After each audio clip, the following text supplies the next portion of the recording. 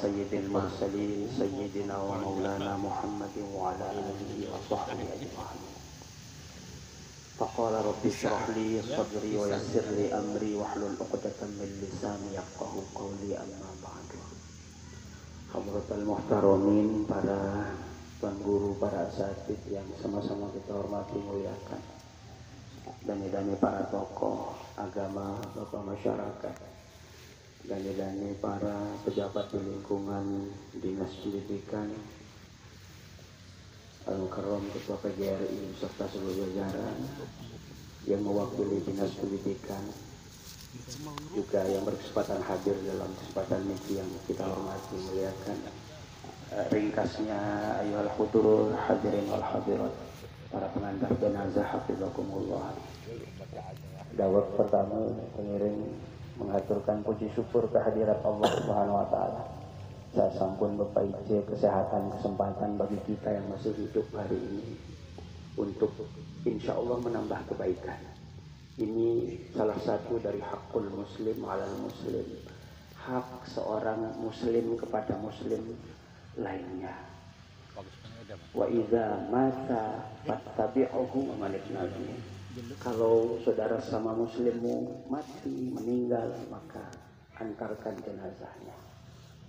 Maka mudah-mudahan sumbangsih kerauhan tulungus ngamean iki dan kita semua mendapat ganjaran dari Allah Subhanahu wa taala. Hadirin hadirat hafizakumullah. Selanjutnya dewek atas nama pribadi menyampaikan duka yang mendalam kepada Ayahanda Dr. Andrews Haji Samsudin atas kehilangan beliau. Jadi kalau raga-raga senamian cingakin dewek hari ini menggunakan pakaian hitam-hitam, ampura jangan salah prasangka dulu. Karena menggunakan hitam-hitam itu pada saat ada kematian, itu ada kriteria-kriteria penilaian boleh atau tidaknya. Selama ini ada kesalahan kaprah. Jadi kalau yang masuk kaprah itu artinya kebiasaan. Kebiasaan yang berlangsung terus-menerus sehingga orang mungkin berpersepsi, beranggapan itu harus, itu wajib.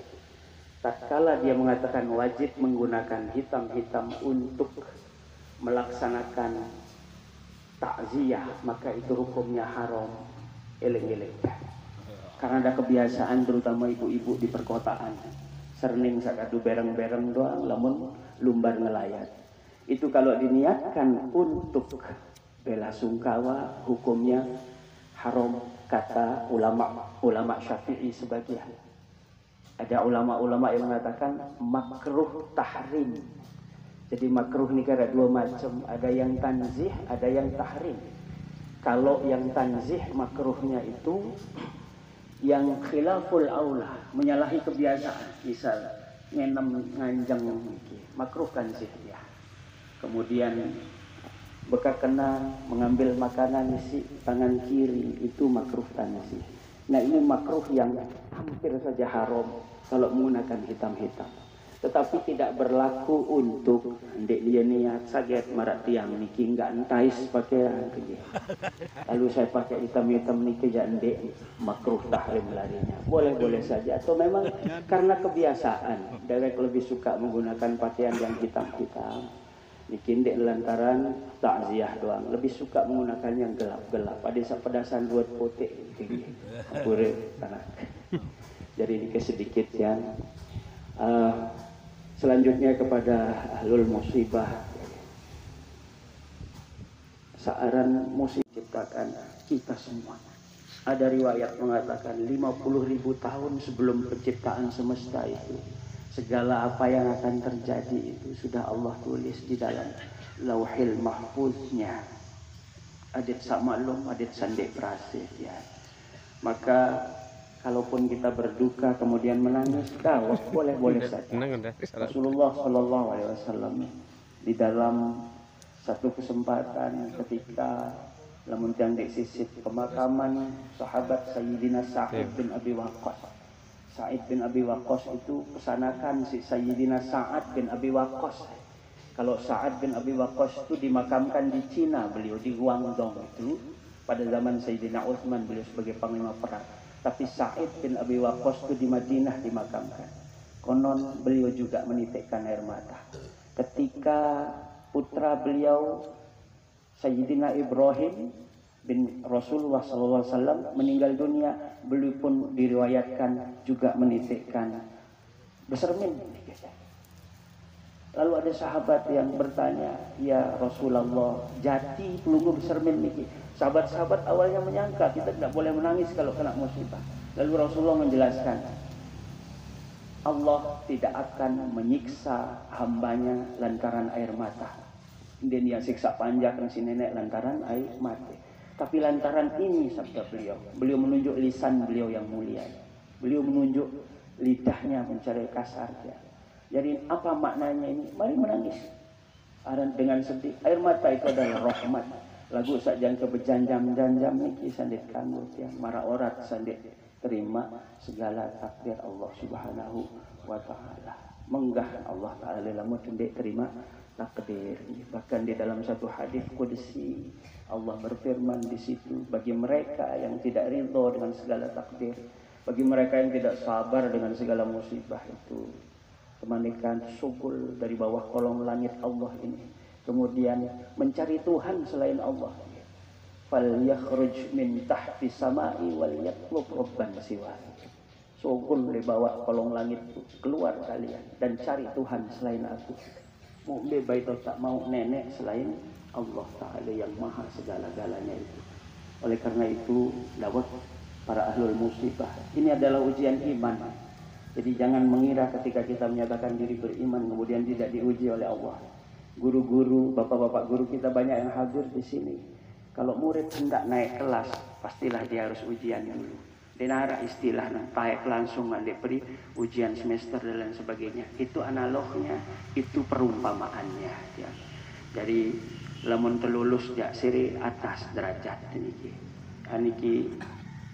Tertimpa musibah kematian maratur baru adalah sesuatu yang sangat berat. Mari kita coba membandingkan. Tertonjok si Dwi doang ya. Kalau kita sabar, Allah naikkan derajat kita lalu menghapus dosa kita lantaran itu. Nah, bakat si musibah maraniki tentu lebih sakit daripada tertusuk duri. Itu pula yang kita harapkan untuk beliau almarhumah niki. Beliau yang dikabari sakitnya cukup lama sampai operasi. Tentu operasi karena penyakit-penyakit yang berat itu jauh lebih berat dari tertusuk duri. Maka mudah-mudahan lantaran itu Allah ampuni beliau. Allah naikkan derajatnya, menempatkan beliau di dalam salah satu di antara taman-taman surga. Kepada kita yang masih hidup yang sedang diuji oleh Allah, sila ngiring bersabar. Di dalam kitab As-Sabr wa Thawab, di situ Syekh Ibnu Adib menukil apa yang dikatakan oleh Sayyidina Ali karramallahu wajhah. Di situ dikatakan Sayyidina Ali pernah berkata begini, ala inna sabra minal iman. Pada ingatlah bahwa sabar itu adalah sebagian daripada iman yang kedudukannya adalah bimanzilatir ra'si minal jasad. Kedudukan sabar itu seumpama kepala di tubuh kita ini ya.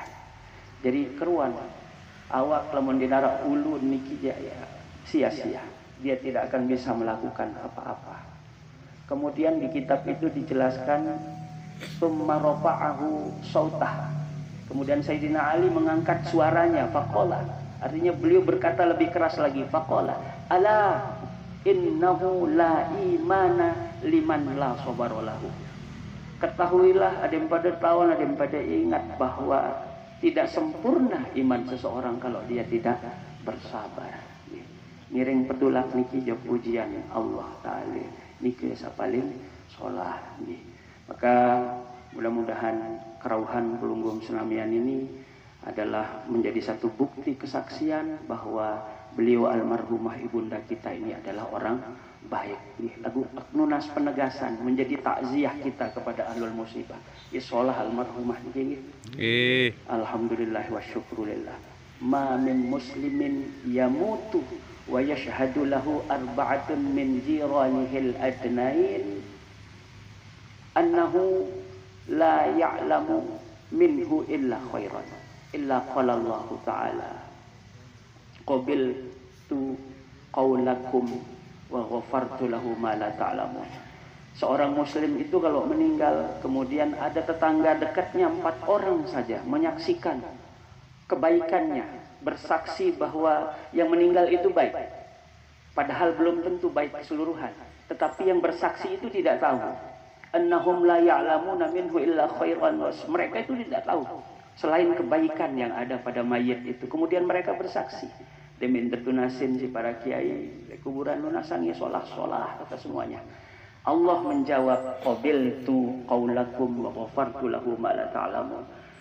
Terima kesaksian selapun, dan apa yang tidak kalian ketahui tentang keburukannya aku ampuni. Anenu si murah Allah Ta'ala. Maka jangan dianggap main-main ketika kita ditanya oleh pentakziah solah niki solah. Penting itu yang kita zahirkan ucapan.